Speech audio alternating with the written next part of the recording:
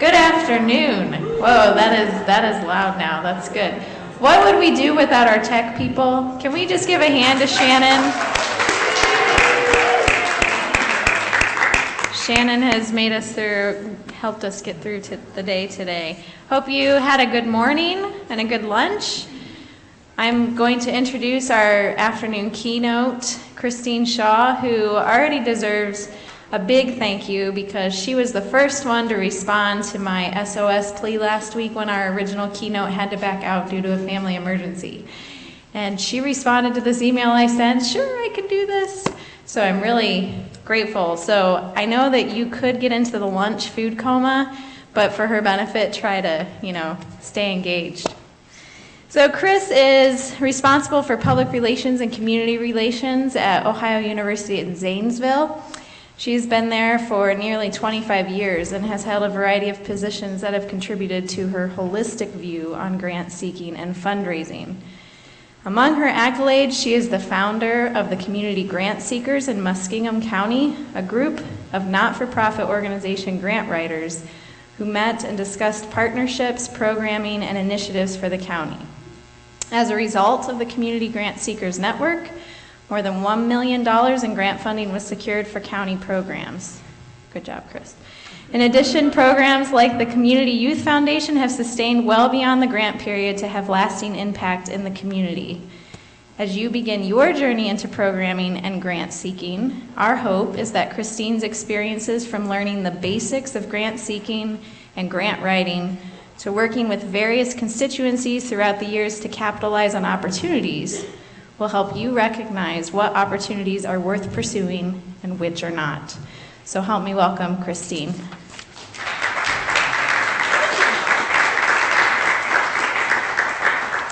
Okay, first of all, I have a really big mouth, so I don't have to have this microphone, so if I wander away and you can't hear me, just go, hey, I can't hear you, but I don't think that's going to be a problem. I tend to get pretty passionate about grant writing and programming, so I'm hoping that you'll find this program interesting and exciting, and as Kathy mentioned, I'm thinking, all right, I'm the keynote after lunch. How am I going to keep these people engaged? So hopefully I can manage to do that for your sake. What I'd like to do, the first thing I'd like to do is ask you a couple of questions. So the first question I have is, how many people have written a grant? Oh, awesome. Okay. All right. You can leave now because this is not no, I'm just kidding. You'll still learn something. Okay. How many people have gotten a scholarship or some other funding to participate in some kind of program? Okay. Most of the people in the room. Okay. So obviously that's the reason you're here, right? Is because you know the benefit of either having received a grant, I hope, if you've done grant writing, and or you have benefited from actually participating in a program that received resources and funding. So all of you are passionate about being here, and I was speaking with the two young ladies up here in the front, and they were saying that it's been a really positive day, and working with like-minded people is really great and wonderful. So what we want to do is just kind of capitalize on that, because the networking that you're doing right here today is exactly the kind of things you need for grant writing. So none of this is like rocket science. It's pretty basic stuff. You probably will have already heard it before. But if you have an open mind, what you're going to find is, hopefully it'll come back to the forefront when you're, at, Denny's getting breakfast and you see somebody and you start to talk to them. Those kinds of relationships are what's really important to make or break a grant in the long run, because you're going to be passionate about what you're doing, you're going to find that energy, and you're going to move forward. Make sense? Okay? Are you open to that? Yes. Awesome. Okay. The first part of the program here is, what is a grant? Now, I've already kind of given you sort of the answer to that, right? Because, you can respond to an RFP or whatever, which we'll talk about what that means here in a minute. But basically, a grant is a gift with strings attached. Now, what does that mean? Well, that means that the funding agency has a mission of either giving back to their community, or they have a particular mission that they hope to accomplish that they don't have the resources to do, meaning the people resources. They have the financial resources, but what you all bring to the table are the passion, the partnerships, the wherewithal, the energy, and the heart to do what they can fund for you. So together you develop this partnership, and that helps you become more successful, right? Does that make sense? Okay. Next, please. We had a clicker, it worked for the test, and then it didn't work anymore. So we're adapting here. So the first thing that you have to kind of look at is, how do you find this funding source? Now, this morning you've had some other programs, right? And you've heard about some things that you could do, and you're thinking, how am I going to get the money to do those things? So what the goal here then would be is to just kind of introduce you to some possibilities. There are two ways to start the process of grant funding. One is to become aware of a grant opportunity and write to the opportunity. The second is to have a plan of attack and go find funding for it. Which one do you think would get funded faster?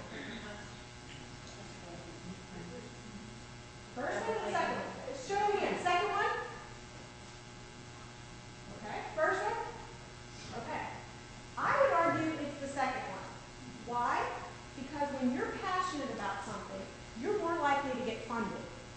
Now, the idea, and now the flip side of that is, if you don't have an innovative idea on your own, you can respond to a granting agency and be very successful, and it gives you some direction and some focus to where you want to give your energy back to. That all makes sense, but the real goal here would be to be passionate about what you do, because when you review a grant, which we'll talk about in just a few minutes, when someone reviews a grant, they're going to look for, how are the people going to make that happen? Are they just applying for the money, or are they actually applying to make a difference? So if you have your project ahead of time and you have all that lined up, then it's going to be just a little bit easier for that to shine through when you write the stories. Okay? So what you want to do is, obviously you want to do your homework and make sure you match your needs with the funding agency, right? So that might mean do some research. Who have they funded in the past? What kinds of things have the partnerships? Did they require match? Did they need someone from a K-12? Did they need someone faith-based, maybe? You know, what is it that brings those partnerships together to make a successful project?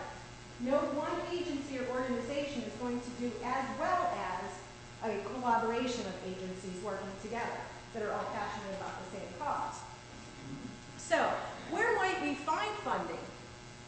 There's some obvious places, right? The internet, printed resources, annual reports, maybe newspaper articles. You read about a program, you think, gee, I'd like to get on board with that program.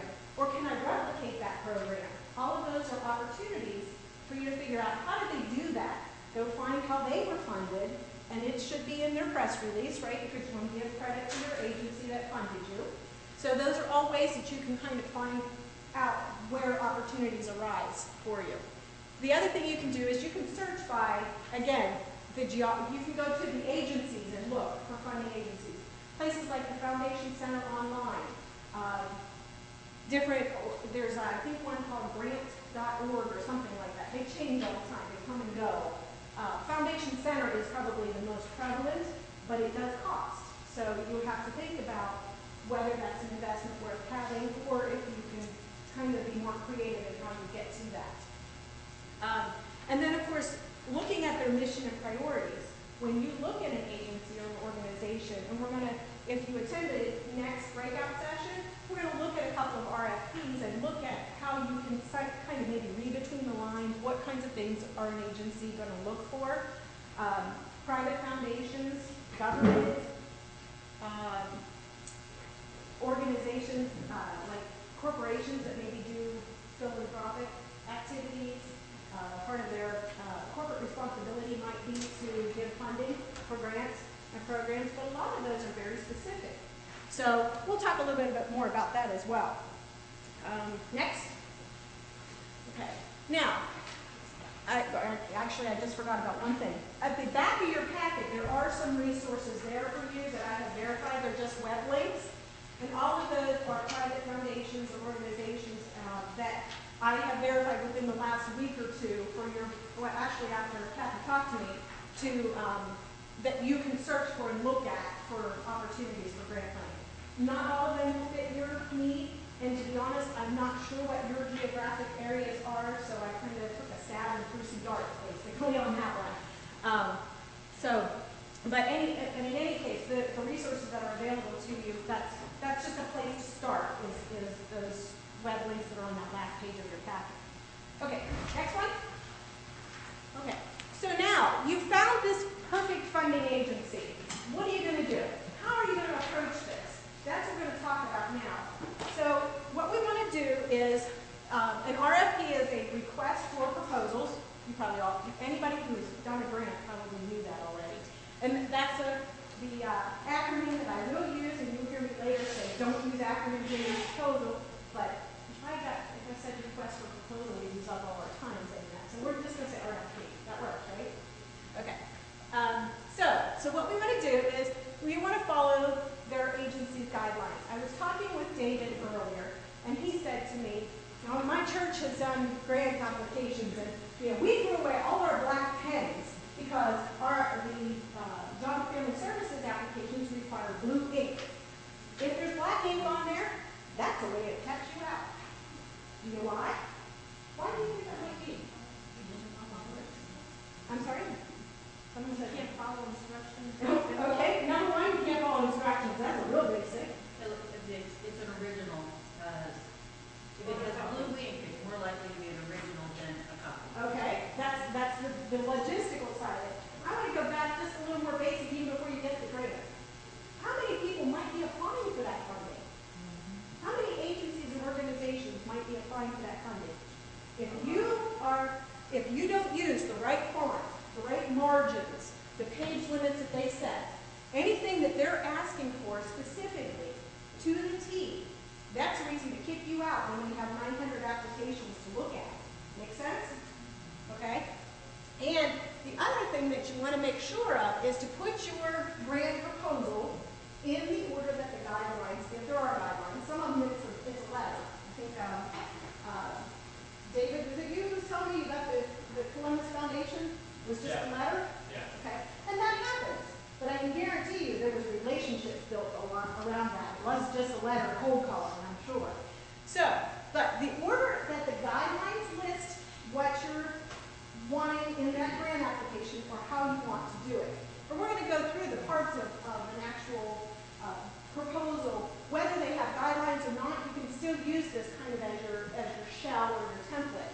So the reason, again, for doing that is, let's say this afternoon we're going to pass out some information about the 21st century learning center grants. And with those grants, and I read for them, and you could all do it too, so don't think that was like, oh, cool, she did that. So I did it because I wanted to see what the grant was like before I applied for it. Right? Make sense? Because when you read for them and are reviewing those grants, then you know how those reviewers are going to look at the grant. So it's always a good way to set yourself up for success is to become familiar with what they're looking for. So back to, I'm a reviewer. And this young lady with the beautiful pink scarf is a reviewer. We're on the same team, and we're reviewing it. And we have a rubric. How many of you, any educators in the room? Are you familiar with what a rubric is? Right? It's a score sheet. It's very basic. It says, did they do this? 5 points. Did they do this? 10 points. So if you make your grant application fall in line of the guidelines, 9 times out of 10, you're also going to make it fall in line with the RFP and the rubric that the reviewer is going to be looking at. So you're going to make it easier when I'm reading 50 of these things. Oh, look, there's the heading, evaluation. Got that. Now, yes, there's more to it. I'm not going to give you all the points just because you have the head, but you get my point, right? Makes sense. So it's very simplistic, and you want to be creative, but you want to do it within their guidelines. Because if you don't, and there's a lot of people applying, and I know the 21st century learning center grants, there are a lot of people who apply for those. So if you can put yourself in a situation where you're able to read their guidelines, address their needs, match your priorities, you're going to set yourself up much more for success. Okay? All right. So now let's get into the components.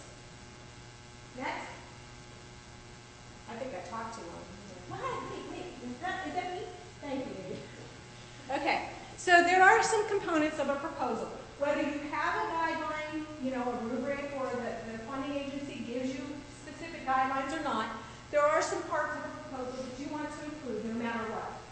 You could even, when you're first starting out, use these as your headings. If you have never done it before or you're not real comfortable, this is a nice template shell that most funders will use in some way, shape, or form. So, if we look at this, the basic sections of the proposal, we want to cover who we are. We want to look at, what is our need? What do we want to accomplish? We want to consider the ways we're going to make that happen through our objectives and the methods that we do. We're going to look at some evaluation things. How are we going to make it better? We're going to look at how can we sustain it or replicate it or disseminate the information, all of which are under sustainability and which funders definitely look for. And then we're going to, of course, make sure that our budget is in alignment. So let's break each one of these components down a little bit closer. Next. Okay, so the introduction, very simply, who are you? Why are you doing what you do? Why are you applying for this funding? Why do you want me to support you? Okay? Where are you? What service area? These are all very important pieces. You want to be very succinct to tell them why they should, why you match their geographic, their mission, all of those things within your introduction of who you are, who you serve, and why. Okay? And also, your ability to do what you say you're going to do. So that might be, we've been in operation for 50 years. We have done X, Y, and Z project. We have, your successes, those kinds of things, the partnerships that you might have.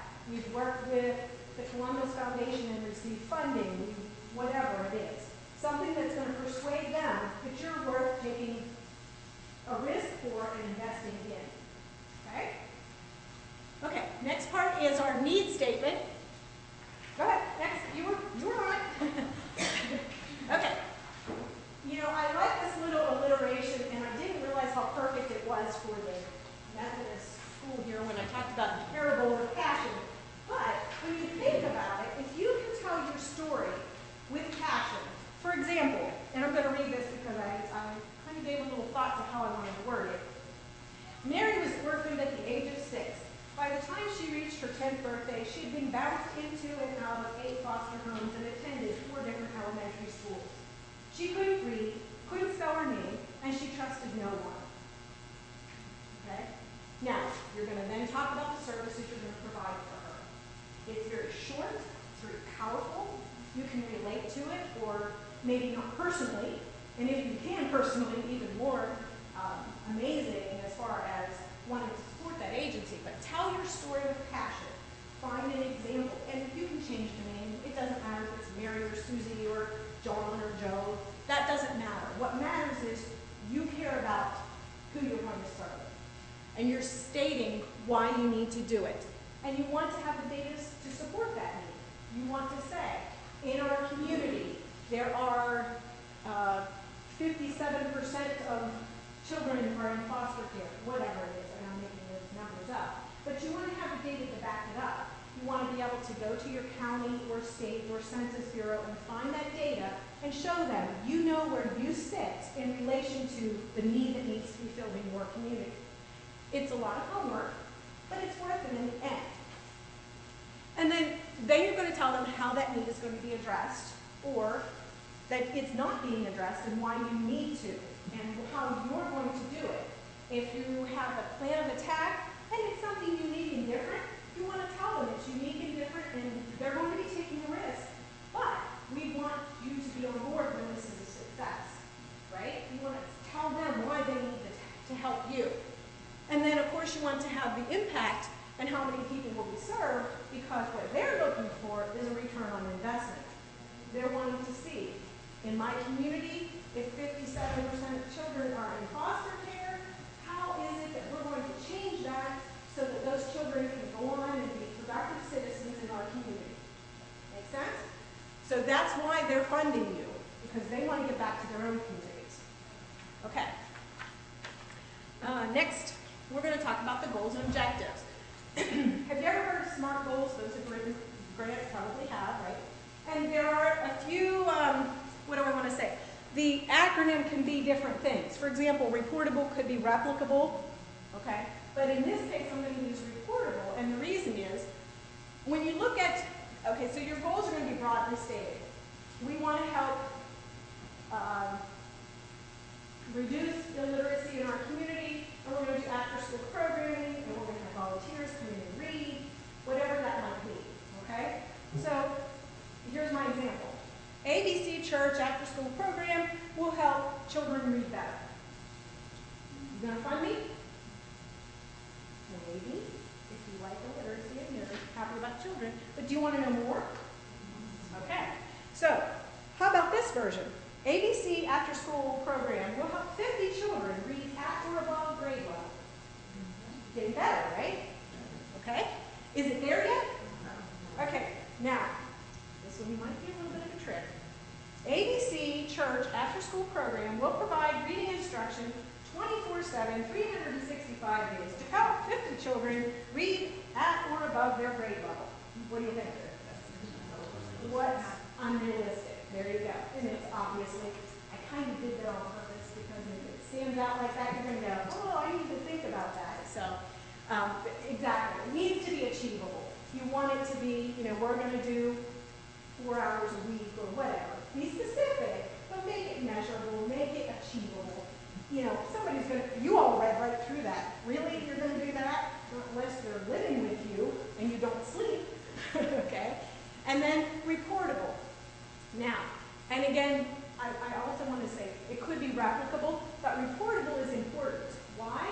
When you put together your objectives, what you want to do is you want to kind of think about how much are you going to say you're going to do. If you're way over ambitious, the challenge is going to be you have to report that. And you don't want to be a failure, right? So have incremental successes along the way that you can show your funding agency, look, we're successful, now you should support us again, and we can be even more successful. And that way you're setting yourself up for success without overwhelming your staff, your volunteers, or any of that, okay? So that's the kind of the reportable. And then time-based. Again, and that sort of goes along with reportable because if you say the children, are you going to be able to bring them to grade level in a month? Probably not. You're going to have to work with these children for a little while if that's your goal, right?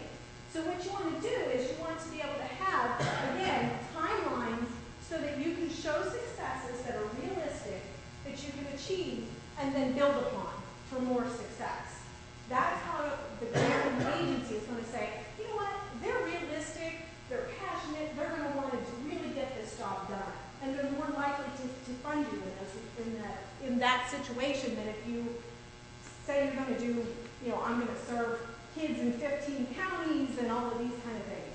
It's better to start small and build upon it and show them those successes. Okay, next slide. The methods. When we talk about the methods, this is going to be your how, when, and why of what you're doing, okay? And what we want to do is, for example, we might want to say, after you receive the funding. So after funding notification is received, the project director will place an advertisement in September, and that's a ... And then in September, we're going to have children and adult mentors matched together so that they can blah, blah, blah, blah, blah, okay?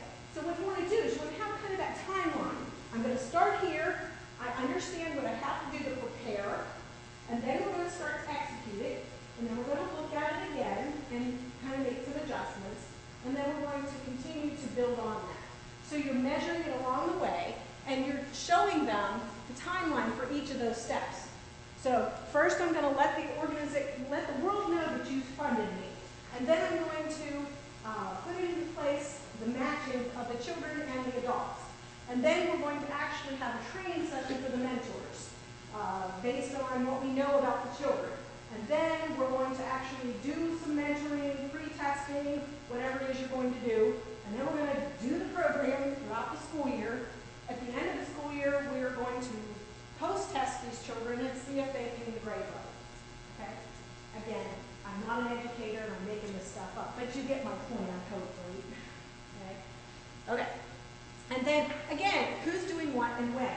If you have partners involved, you want to make sure that you include all of that in there so that when you have those letters of support at the end, how many of you have written grants, you have letters of support, right? Anywhere in the grant, did you talk about what those people were going to do? Or just, oh, they think we should get this funding too? I've seen that, have you? Okay. Which way do you think that's going to be more successful? Just letters stuck at the back? Or having them actually integrated in there? Make sense? It's an extra step for you. And again, I started by saying, this isn't rocket science. Think of yourself as if you had $1 million to help someone, what would you do? What would you want to see? You wouldn't want to just give it to anyone, right? You want to see that return on investment so that someone is really benefiting and that you can build on those programs. Okay? Let's see. Next. Let's see how I'm doing on my time. We're very good. Okay. So, evaluation is really important. And I think what's the most important part of evaluation is most of us, and I'm guilty, when you write your first or second grant, and I want those who have written grants to be honest, was that something you thought about as you were writing the grant? No. Okay. Why do they suppose we do that? Because really, when you think about it, if you can evaluate what you've done as you're doing it, like as you're putting it together, you're going to be able to be more successful, right? How many times have you written something and then you go, oh, I have to do that? You have a comment? Just that funny story, I was doing a grant for kitchen stove ventilation system, and I had someone helping me, and I didn't have the draft of the UTO grant thing, and she kept modifying what I needed to say. And I read it over and I said, we literally have the same statement for everything. So in 2 hours I rewrote it and ended up getting the grant because I evaluated and said, this won't fly, it's all the same stuff. Exactly. And again, that's a very good point. She said when she had someone help her with a grant proposal, that's an excellent, in fact, I'm going to stop for a second, back up for a minute, because that's a really good point. When you have a grant writing team, you want to make sure that the people who are reviewing that grant really understand what you want to do. Because how many times have you seen, all right, I'm guilty of this too. Probably, I want to say I probably get 70, 80 emails a day through my office. And some of them are, please comment on this. Tell me what you think about that. Can you even absorb all of that? So what you have to do is, if it's something you're going to be really engaged in or your organization's reputation is at stake, you want to spend the time to make sure if you hire a grant writing agency, which I don't always recommend, because they're not going to be nearly as passionate about what you're doing as you are. Or if you do, and that's fine, make sure they're interviewing you, make sure you are reading what they said that they thought you meant, and make them change it if it doesn't match what you want to do. Because the worst case scenario is what this young lady was just saying. Somebody else writes that grant for you. Every statement is the same because it's boilerplate. Do you know what boilerplate means? It's basically a template. And all they do is change the agency's name. And they're making a lot of money from you to write that grant, right? So why do that? Start somewhere. The worst case scenario is what? You don't get funded. So what? If you're really going to do it, you're going to figure it out. You're going to figure out that, and honestly, they say 80%, and somewhere that's in my notes. I tend not to use my notes, as you notice, just sort of flipping the pages. But 80% of the funding comes from good research and passion for the project. 20% comes from strong writing. Because guess what? When you're passionate, it's going to come out on that page. So what if there's, okay, that was bad, because I really believe you should have a proofread.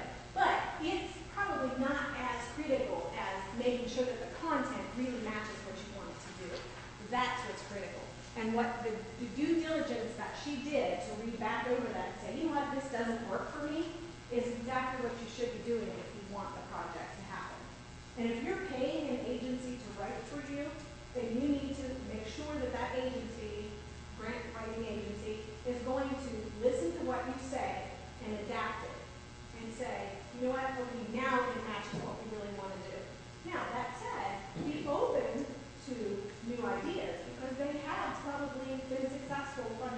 getting other people funded. And they may know that grant agency is looking for X, Y, or Z. But you have to be realistic, and that's where it comes into play, that you make sure your priorities and what you want to do match the funding agency. Because if that grant writer says, you should go for XYZ grant, and they're going to give you $100,000, of which that grant writing agency is probably going to take 10%, okay? And it may not be what you want to do. So now you have the funding, maybe, okay? But if you're not successful, do you think you're going to get the funding again? And what's your reputation going to be like? And how are you going to feel? Earlier we talked about having the positive energy on a day-to-day basis. If you take on more than you can do, what happens? Where's your energy? What happens to it? It dies. It's really hard, okay? 70 or 80 emails later, I'm like, I'll go help today because I can get out of the office and get re-energized, right? Selfish, that was selfish on my part. But really, I was helping Kathy because I know I've been in that situation where the keynote speaker has backed out, so I get that too. But you see my point, though. You do have to sharpen the saw, right? We talked about that earlier. How many of you have read Stephen Covey? 7 Habits of Highly Effective People? Does it sound familiar? So it plays, those kinds of things play into, bring all of those experiences into what you're going to do. When you're passionate, when you understand, you know what, I don't want to do it all, but I want to change my piece of the world. You're going to be more successful in your funding. Okay? She made me get off track. I'm sorry. No. But actually, see, that's what I like to do. To me, that's more important. And hopefully you're enjoying that. Am I keeping you awake? Yeah. Oh, yes. Does anybody need to stand up and do jumping jacks or anything? I will not be offended if you get up and walk around, I promise. Okay? Because I know, after lunch is like... Okay, so back to reality evaluation. So, we have this great idea, we've written this grant, and we've tacked on our evaluation at the end. We get funded, we have to do it, we have to do the reports. Uh-oh. Do we really have to say what we did? We have to track all of that? How are we going to do that? We didn't think of that ahead of time. So if you think of it as you're writing the grant, 2 things are going to happen. One, you're going to see if you're realistic. You're going to be able to see, can I make that happen? Right? And more importantly, you're going to be able to say to that granting agency, I have thought about everything I can possibly think about. And yes, there's still going to be contingencies that happen that you have no idea what happened, but you're going to be better prepared to deal with those because you thought about it as you wrote the grant. So when you have your needs statement, when you have your methods, your objectives, your goals, measurable goals, you can look back after a month and say, you know what, we only have 6 kids participating. We said we were going to have 50. What can we do about this? Right? So you're looking at it as you go along. Let me ask you a question. So when you are getting ready, let's say we just had the holidays, right? And now it's January. No, it's not. It's almost the end of March. How fast did that time go? I can guarantee you, when you're doing a program or project, that time will go so quickly that if you don't have somewhere in there that you're going to have a checkpoint and make it mandatory that you meet once a month or some way of kind of having a sounding board, that time will go so quickly and you'll go back and you'll go, oh my gosh, it's 6 months. We don't remember what we did because we didn't have that reporting in place.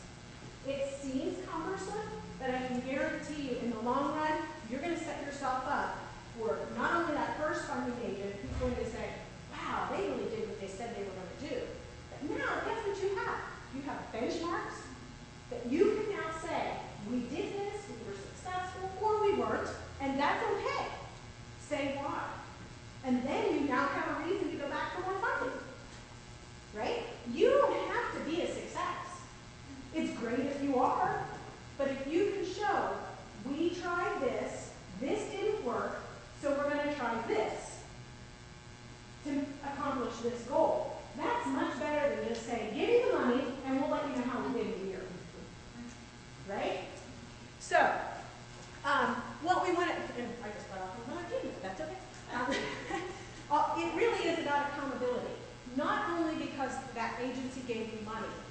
in your own heart to keep that positive passion and not get dragged down by the fact that you haven't accomplished your goals.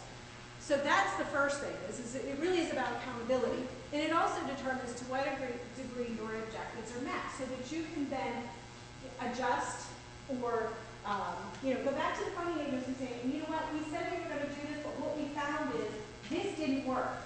So can we do this? And they may say no. They may say, you know what, you said you were going to do this and we need you to keep trying. Document that you did that you tried to tell them you wanted to change it along the way to make it better. It's okay. I mean, we're humans. We're not perfect.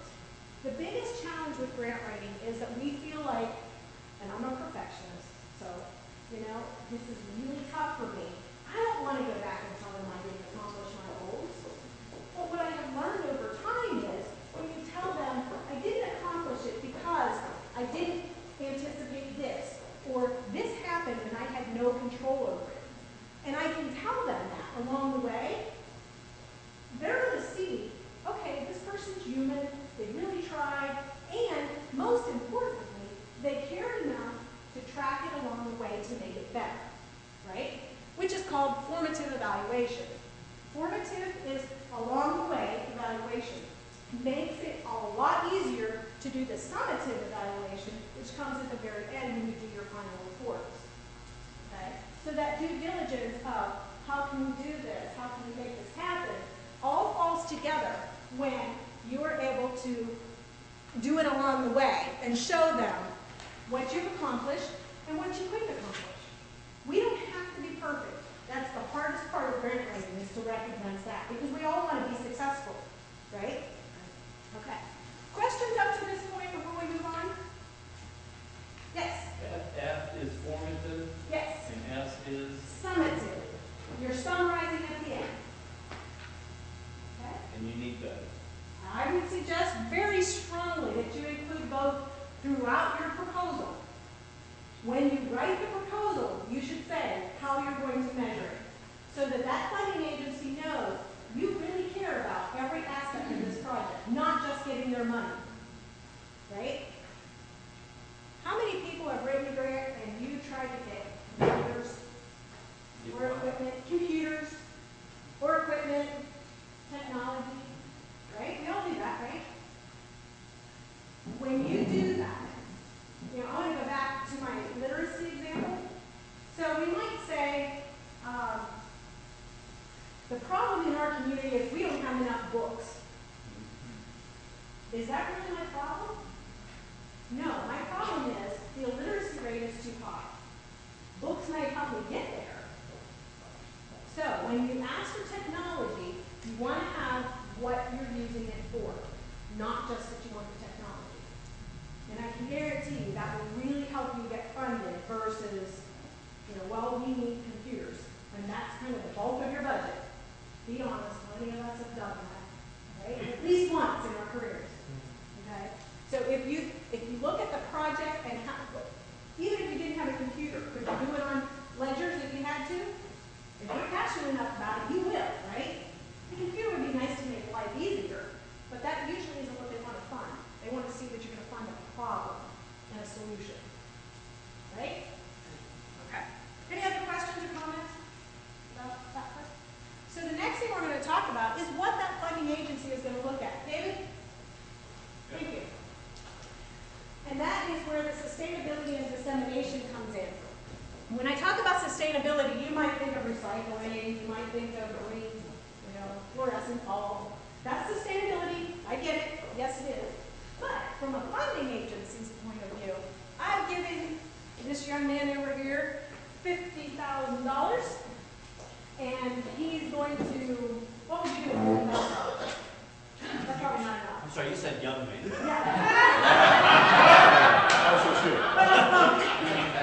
Oh! Okay, what do you do with $50,000? Start a sports program for kids after school. Okay, we're going to start a sports program for kids after school. How are you going to spend that $50,000? Well, the initial probably want to be for equipment for that. What did we just talk about? Right, that's. Okay, so, all right, but why are you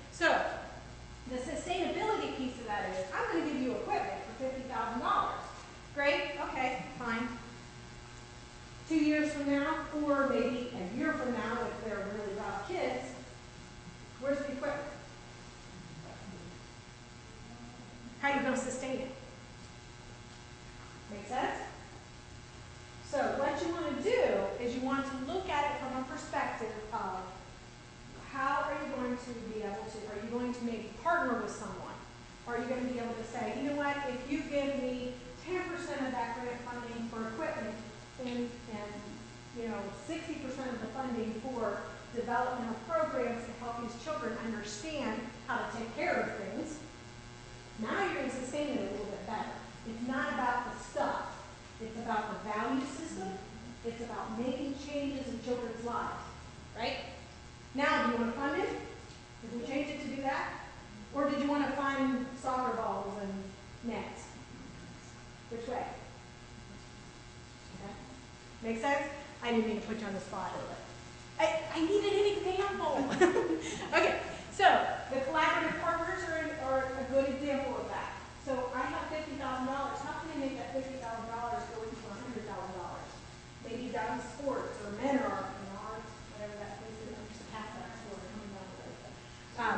Maybe they'll donate some of this product to you, so that you can spend that $50,000 on actual bringing in speakers, training trainers to help these children become better people, right? That's sustainability. That's being able to say, we are going to take what you give us and multiply it by making these children become mentors to other younger children, whatever that program might be, okay? So when you think of it, yes, the sports program is a great idea. What's your needs statement? How are you going to get there? It's not about the equipment, right? Okay. How will the project continue after the funding ceases? So you've given that, and I've already kind of talked about that. You might train someone to continue. You pay to bring in a speaker or a trainer to certify other people to continue that work when you're done, when the grant funding ends. Make sense? And then you can continue that. Or you might have the children who graduate from that program, one or two of them come back and talk to the children that are younger than them, someone like them who have gone through it, the parable with passion, so to speak. Okay? That makes it more sustainable. And then can your program be replicated or used by someone else? How might you do that? You might write an article for Sports something magazine. Sports Illustrated, I don't know, that's a little bit ambitious, but maybe an educator's magazine. You talk about your program, what was successful about it. You tell the story, the parable with passion to someone else so that they want to do what you've already done. Okay? That dissemination, that replication then, and then you document where you become, hey, let me come into your organization and I'll help tell you about what we did. And then you follow them, and then you, in your final report, you say, I went to XYZ school and we trained 3 more people. And now we took it from ABC school to XYZ school. So we've doubled your investment. Right? Okay. Let's see. And the thing is what you want to look at is what you're doing going to help someone outside of your organization. What I said earlier about, when you have children in the community who are in foster care or who have been arrested or whatever, and you can develop programs, drug addicts, when you can develop programs. Not being a good friend now. We had to clear that. When you can develop programs that help reduce crime rate or reduce something, those kinds of things really help make it sustainable, make the dissemination easier, and make the return on the funder's investment much more successful. Okay? All right. Next slide. Now it's about the money. Okay. So when you do a grant, what you want to do is you may know what you need. Then again, you may not. Do you need personnel to be in there? Equipment is in there. Travel, training, supplies, consultants, trainers, right? Communication costs. Maybe you have to have data put into a facility or a warehouse or something where you're going to run this so that the children can have access to some software. Okay? Whatever that is, you want that all to be in that budget, and you want to explain why. You don't want to just stick it in there. I don't need 6 laptop computers. I need 6 laptop computers to execute X, Y, and Z. So back in that goals statement that you did, the objective, we're going to have 6 workshops where we're going to have 6 children at a time come in and do this. Make sense? So you're not just sticking it in the budget, but you're actually going to have it in the document itself so that it ties together and you're not just asking for computers. You can't make the program happen without it, but that's not the only reason it's there. Okay? And you want to make sure that you align with the funding agency's values. Some of them will say to you, you know what, we don't pay for travel. We don't pay for conference registration. So let's say but we will pay for the speaker to come in and do that. Okay? We'll pay for the consultant, but we won't pay to get them there or for you to go somewhere else. So then that's when in your match, and it says, is there a match or no match? Even if there is no match, find it. Include it. Because it's more fundable when you do. If you're investing in it or your community is investing in it, it's harder to say no to you. Make sense? Somehow you want to find a way to say you're going to, I tell my children that. I have a daughter who's in college in Athens, and I say to her, and she gets tuition, but I say, you know what? I know you well enough to know you're smart enough that if you do this, I will pay for it. If you don't do this, you can invest in it, or I will pay for half of it. Because guess what? When you invest in it, do you value it more? Right? So that's what you want to look at it as. And again, it's about sustainability. It's about replication. Well, that's a word that I never replication. Okay? So those are all really important pieces to it. Are you familiar with what indirect cost is? Okay. Let me just touch on that. So if you ever go to a federal agency or a state agency, they may say you cannot have indirect costs in there. What indirect costs are, building facilities. You might get so much per square foot for use of a facility. You might, now, it can be matched, but you cannot ask for it. Sometimes they'll let you use it as match. So you got to be a little bit creative about what your match might look like. And then, is it negotiable or allowable? So let's say, in my case, I work at Ohio University, and I apply for a grant, and I'm at the Zanesville campus. Okay, Athens is, it wasn't deep. But they have the grants and sponsor programs office. They do all of our accounting. They do all the reporting, filing. We have to actually do it, but they do it for us. So they always want indirect costs put into the grant so they can pay for those services. Some agencies will say, no, you can't do that. Okay, so just be aware that if they're looking, if they won't allow you to put indirect costs in, and that's kind of a way to throw some money in there that allows you to take care of some contingency things. Okay? Okay, so that's kind of budget in a nutshell. The big thing about budget, two key takeaways. One is to make sure that you put your budget in the proposal. And I don't mean the spreadsheet in the proposal. Yes, I do, but that's not what I'm talking about. What I'm talking about is justify throughout your proposal so that it reads consistently. Without these 6 laptops, I can't do this. Make sense? So it's really important to have a holistic point of view, making sure that you're touching on all those things, because a reviewer, and I want to make sure that I say this, and I think I mentioned it earlier, if you have the opportunity to review for a grant, do it. Because guess what you're going to see? Oh, I don't understand what they're saying here. What do they mean by that? You have the opportunity as a reviewer to ask those questions. So when you're writing a grant, you're going to say, ooh, I got to make sure I listen to this, or I address this. Because when you read somebody else's, there was something missing. Does that make sense? Does that help? Okay. Next. I think we're getting close to the end.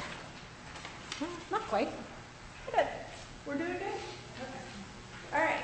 So, we're going to have time for questions and answers too. So please, if you have something that came to your mind, please share it, because that makes it better for all of us. Me lecturing up here is kind of boring. And as you heard, when someone else brought something up, it was easier for me to share and help engage you. So that helps. So the final words for you are things like, and I mentioned acronyms earlier. RFP is a request for proposal. But if you work somewhere and you're used to saying BPW, anybody know what BPW is? See what I mean? Business professional with business and professional. Or IAAP. You know that? International Association of Administrative Professionals. See my point? Unless you're associated with that agency, it isn't going to mean anything to anyone. And if I don't know what you're talking about, that's a reason to kick you out, and I've got 49 other ones to read. Okay? So avoid the jargon, be concise, tell your story with passion. Those are all really, really important things. You want to keep it in third person and active voice. You don't want to say past tense. You don't want to change the tense throughout.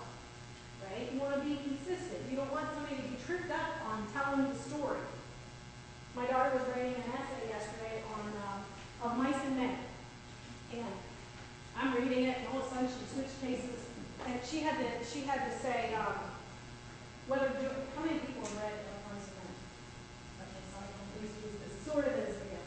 So for those who haven't, basically George takes care of Lenny, who is mentally challenged, and at the end of the book, oh, I'm going to give a spoiler. He kills Lenny. Okay, and the question became, was he justified in doing so? And throughout the story, if I were to ask some of the people in the audience, do you think he was?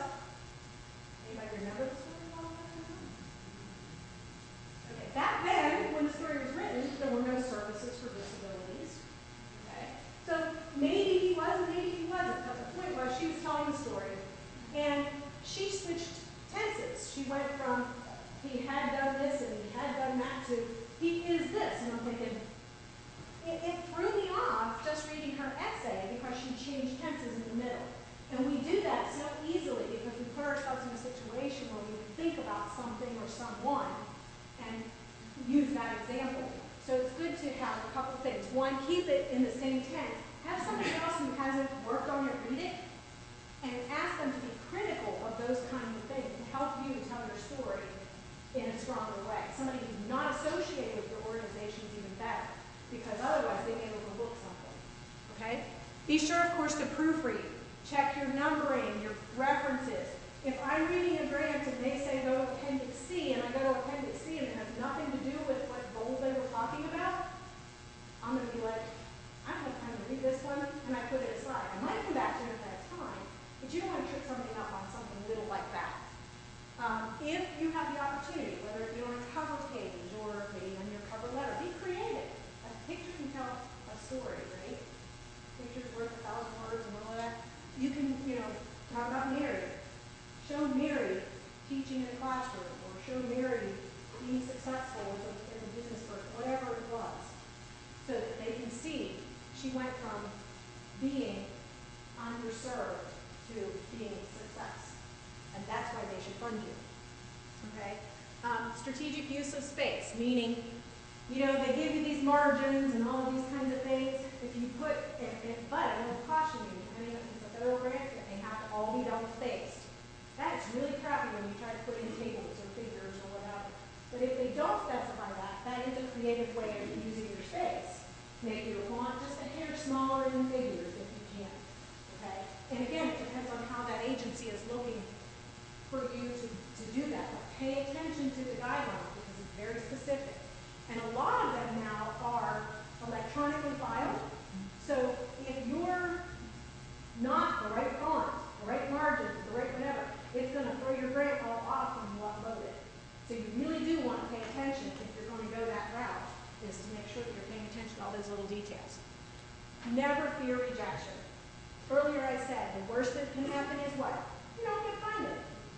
If you still want to do that project, you're going to, 9 times out of 10, a funding agency will give you comments. They'll give you reviewers' comments so you can make it better. Private foundations are probably not as good about that unless you build a relationship with them, but reviewers' comments are usually available for grants. Take advantage of that. Do not fear rejection. The chances are, if they're only funding 1% new and however many percent renewal grants, it's tough to get in, but each time you do, 2 things happen. 1, they've seen your name more than once, and 2, if you pay attention to what the reviewers are saying, each time your proposal gets a little better. It's like taking the ACT test. Every time you take it, it's a little better, right? Okay? And also, the other thing is to do multiple submissions. And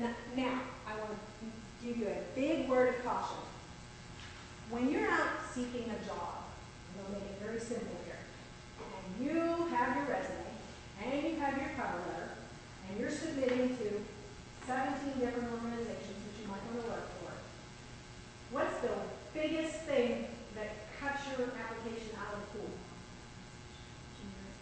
Generic? Somebody else said something. Generic, okay. Generic is the worst thing is putting someone else's organization's name where you're applying. So if you do multiple submissions, make sure you pay attention and don't have some reference to the wrong funding agency. Make sense?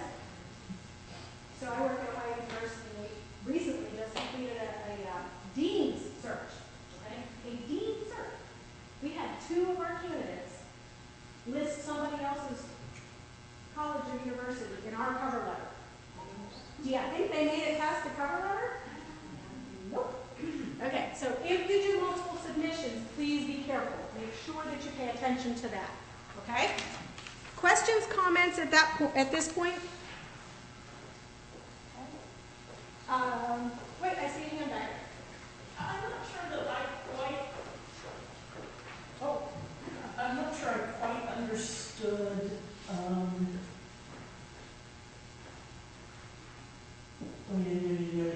it was funding for something that, I should have put a big star. Oh, that's okay. Indirect costs. oh, indirect costs. Okay. What are indirect costs? Indirect costs oftentimes will not apply to a small organization or a nonprofit, but let's say you work for a college or a university or a big corporation.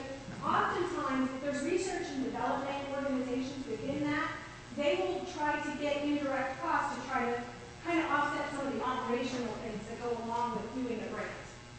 Okay? So that might be utilities, that might be the grant accounting, the actual filing reports, having the software to file them, whatever it is that's required. Those are called indirect costs because they're not directly associated with your project. Does that help? Yes, thank you. You're welcome. Yes. How do you Tell me when you do. There are multiple ways. If you attend, and she told me to plug my sessions, so but there are how many breakout sessions? 3, 4? 4. So please don't all come to mind because then other people will be like, we get to go home early on Sunday afternoon. But if you're interested, and I think if we don't have enough copies, I will get those to whoever is interested in them. Which, by the way, does everybody have a pen? Okay. I failed to put my contact information anywhere on there. Break down my email address. Tell me where we met each other. If you have any questions or anything like that, feel free to email me. If I can't answer you, I will tell you, I will try to give you some on a resource. But in answer to her question about you being a reviewer, first of all, let me give you my email before I forget. It's SHAW, S as in Sam, H as in Harry, A as in Apple, W as in William, at Ohio, written out, .edu, like education. Okay? So if you have any questions or comments after today, or if you want me to read through something for you, as long as it's not 200 pages and you give me one day, I am happy to do that for you. Okay? I really enjoy it because it keeps me fresh on what's going on out there. And again, as I mentioned earlier, having someone who has no idea what you're doing look at your proposal really does make a difference because you're going to hear things like, oh, I remember reading the Lindbergh Foundation, which I'm going to get to your question, I promise you. The Lindbergh Foundation does, Ann Lindbergh she did the balloon thing, right? Everybody know this? I didn't know this. Well, I was just, when I first was new to grants, I thought, well, I'm like, where can I find reviewing opportunities? So I contacted the Lindbergh Foundation because they sent out this thing. They have balanced reviewers, which are people like me who have no clue, right? And then they have technical reviewers, which are the people who are like, okay, we're going to do, we're changing the light bulbs, or we're going to put garden up above on the ceiling or whatever, and somebody who like had botany and, physics and all that would look at it too, right? So they have 2 kinds of reviews. So you can do balance reviewing for the Lindbergh Foundation is one example. And when you do that, what you'll find is those rubrics I mentioned earlier, you'll find yourself in a really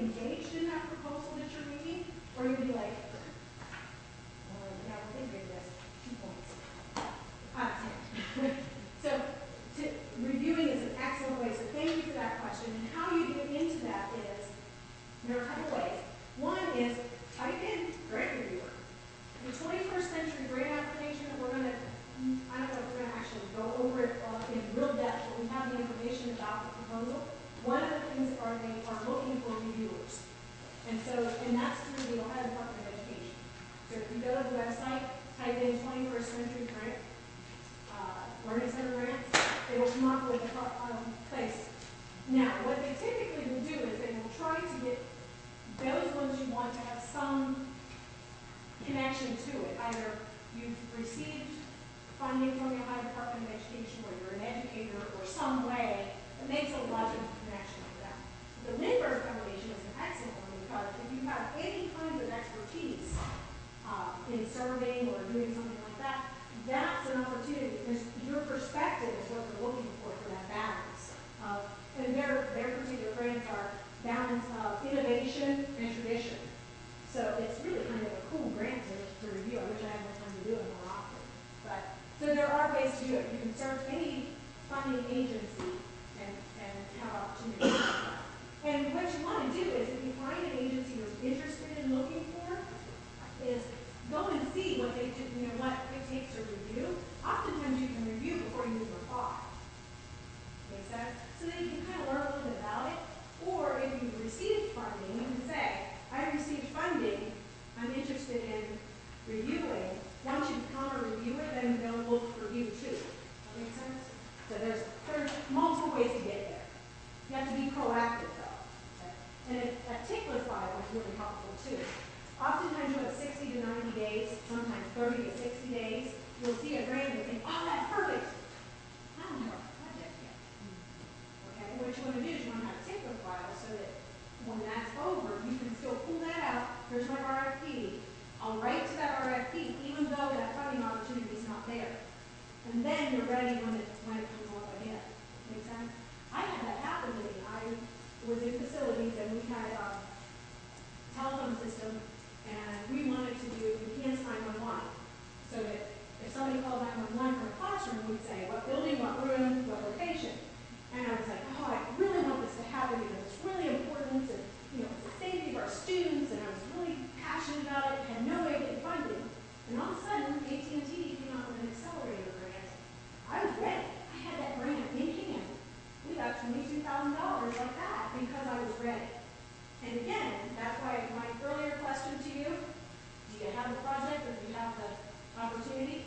Kind of does go hand in hand when you find the first opportunity, right? Okay. Other questions? No, because we're ready for a break. Awesome. Okay. Thank you. I hope I helped. I hope I gave you some ideas. I started with, it's not rocket science. I'm going to end with, really the big thing for grant funding is passion. You have the passion, you'll find the funding.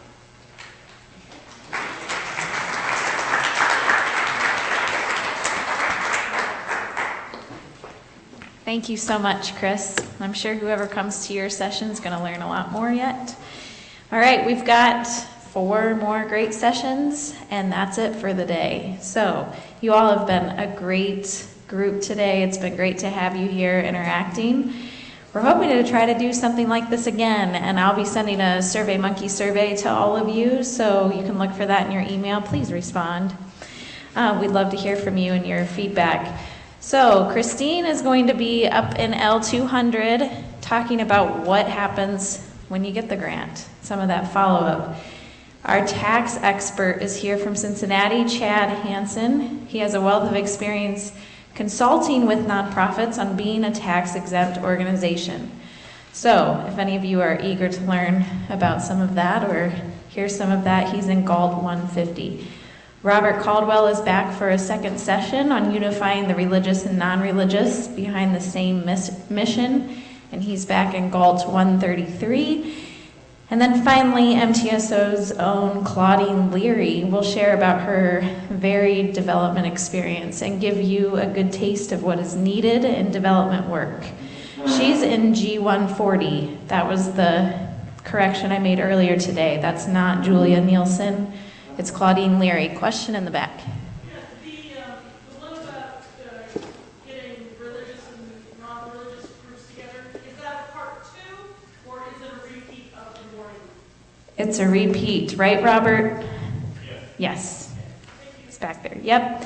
And like I said, after those sessions are over, you are free to go home. So thanks again so much for coming. What about CEUs? CEUs. If you would like a CEU, there's an additional cost unless you're an MTSO student, but you can see Susan right there in the back, and we can work with you on that. All right. Thank you all.